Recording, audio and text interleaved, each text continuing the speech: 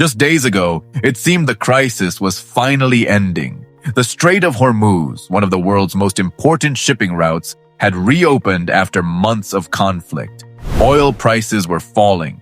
Thousands of stranded sailors were preparing to leave, and the United Nations had launched a major evacuation operation. Then, without warning, a cargo ship was attacked. The vessel was sailing near the coast of Oman when it was struck by what maritime authorities described as an unknown projectile. No one was killed. The ship remained operational. But the real damage wasn't to the vessel.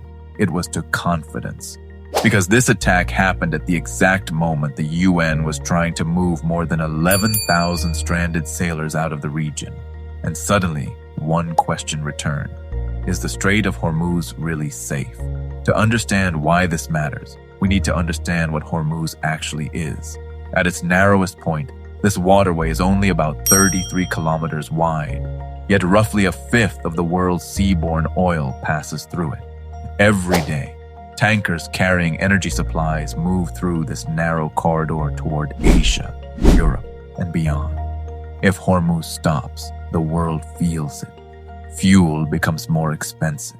Shipping costs rise, supply chains slow down, and global markets react almost instantly.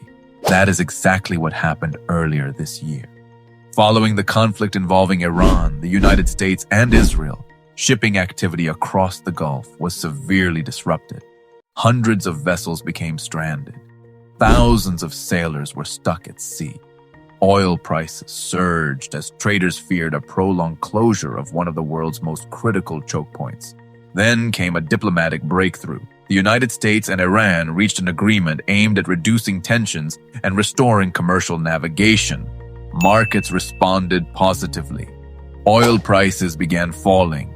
Shipping companies started planning for normal operations again. The UN even announced a large-scale evacuation effort for stranded crews. For a moment, stability appeared to be returning. Then came the attack. According to reports, the cargo ship Ever Lovely was following a route recommended by international maritime authorities when it was struck.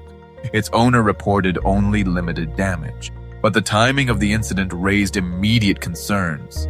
If a ship can be targeted while using internationally recommended routes, what does that say about the security of the region? The answer remains unclear.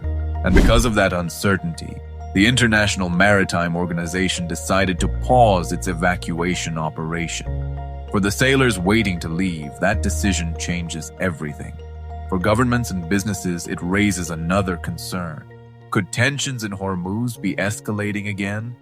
The attack also highlights a growing disagreement between Iran and the United States.